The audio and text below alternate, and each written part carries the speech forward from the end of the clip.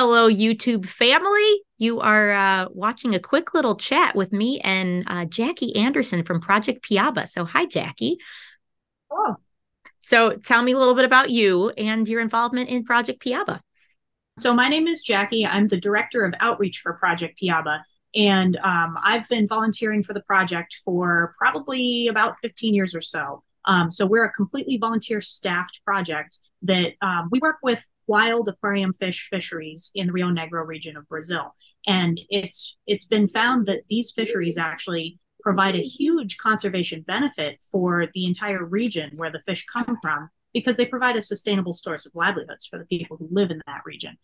So what I do with the project is I do a lot of like the outward facing things. I do the interpretation, the talks, the posters, stuff like that. I'll travel to conventions and talk to people and give talks and stuff like that.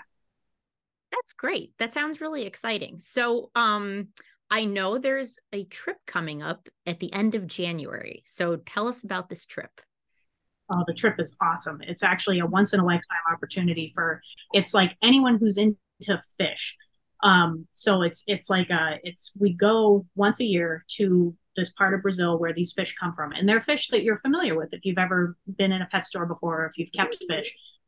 They're things like cardinal tetras, rummy nose tetras, marbled hatchet fishes, several different species of pencil fish, discus, angelfish, cories, like those species that are very commonly kept come from this region.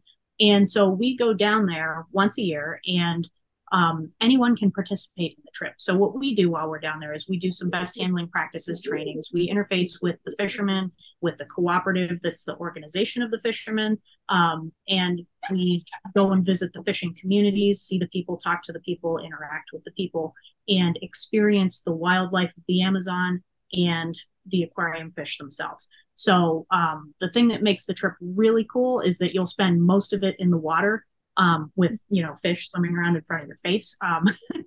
One of my favorite photos of myself is like an underwater selfie with like cardinal tetras swimming by my face, and I'm like just this is not fish.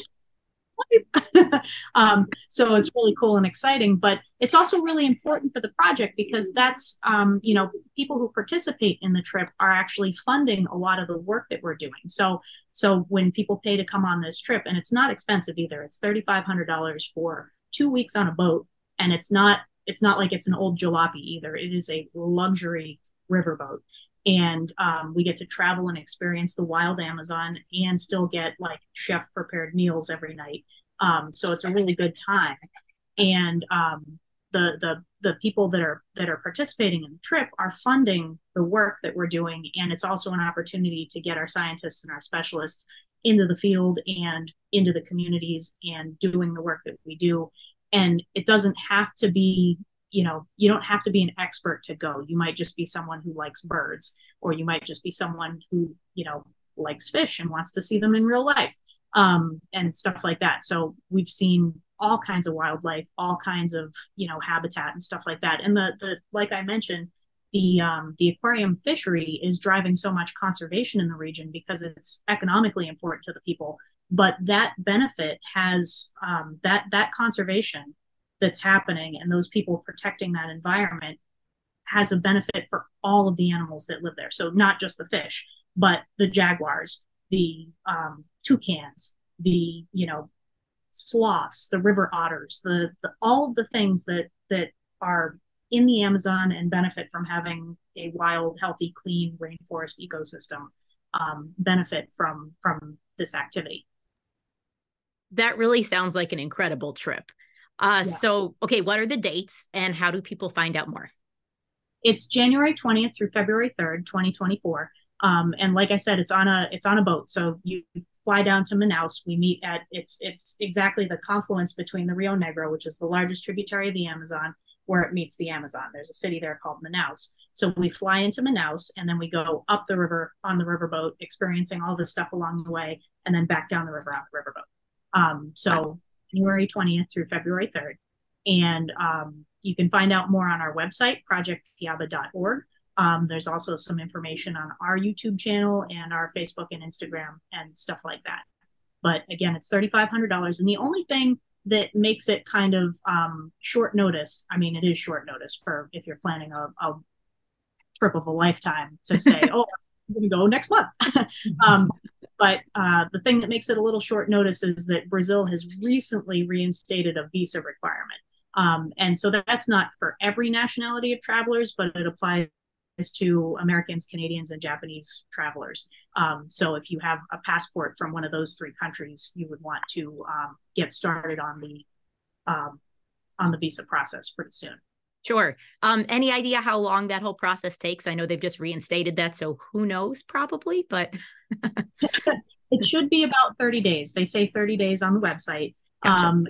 That would be in an ideal situation if you don't have any problems with your paperwork or anything like that. There are expediting services for it, but we have, so as the project has helped people do this in the past. So there was a visa requirement up until 2019, and then they got rid of it, and then they just reinstated it. So before 2019, you were able to expedite it and you could get it in a couple of days.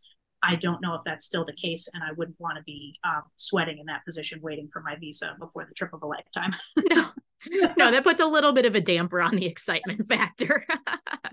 It's more fun to just like pack your stuff and think about how much fun you have, not, where's my visa? For sure. Gosh. So yeah. Sooner the better would be good. All right. Good to know. Are you going on this trip? I'm assuming yes. Yes, I am. All right, cool. Well, that sounds amazing. We're going to put some information about how people can find out more in the links after the video. But I hope it fills up and that it's a great experience. And you guys have been running this trip for several years, yeah? Yeah. So I've been involved in it since about 2016. Cool. And Scott, our executive director, who's in charge of the project, has been doing it since 1991. Wow. Wow. So it's not new to us.